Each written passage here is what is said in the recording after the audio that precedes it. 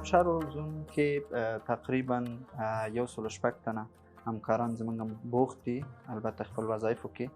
افشار زون کې تقریبا 3 زرونه شاوخوا داسې مراجعین مراجعه کوي او وخت ورکول کېږي سیستم له طریقې د هغه جملې نه موږ د فعلا لپاره نظر په مراجعې د مراجعینو موږ د 1200 نه تر 1500 تنو بایو اخیستل کېږي د مرکز کې. تقریبا 2000 تر 1300 داسې شاوخوا کې موږ توزیع سنگین تذکره ویشل کېږي. بسیار خوشحال هستم که امروز ما توانستم تذکره الکترونیک خود که تثبیت کننده هویت من است به دست آوردم. تذکره الکترونیکی با تذکره که قبلا داشتیم تذکره کاغذی تفاوت‌های بسیار داره که یکی تفاوت‌هایی است که یک نفر نمیتونه بیشتر از یک تا داشته باشن.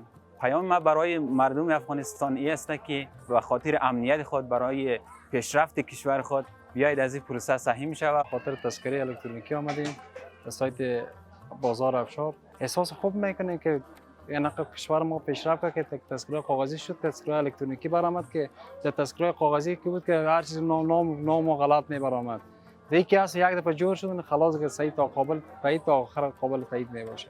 پایان به دیگه مردم نمی است که تذکره الکترونیکی رو بگیره خوب از برشان بهتر میشه. به خاطر که طبیعت افغانستان هستن باید طبیعت افغانستان باید داشته باشه. افشار زون ته راغلیم د الکترونیکی تذکرو اخیستلو لپاره.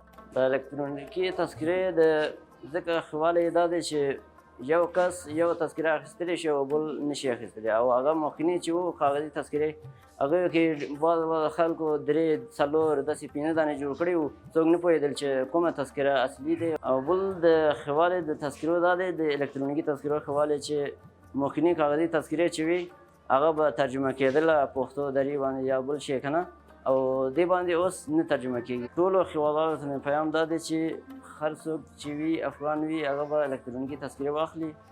تذکره الکترونیکی اساس تمام اسناد هاست برای دولت، برای البته برای اتباع کشور و یک سند بسیار رسمی و معتبر و با کیفیت است. کسایی که تذکره ندارند از 18 بالا هستند 2 نفر تضمین کننده که دارای تذکره الکترونیکی باشه نیاز است و کسایی که هستند که سنشون 18 است ولی تذکره ندارند اونا تنها میتونن تذکره قارب وصولی خودم در سیستم کنن یا اپلود کنن که میتونن با مرحله بعدی راجع شوند. توزیع تذکره الکترونیکی یک پروسه ملی است.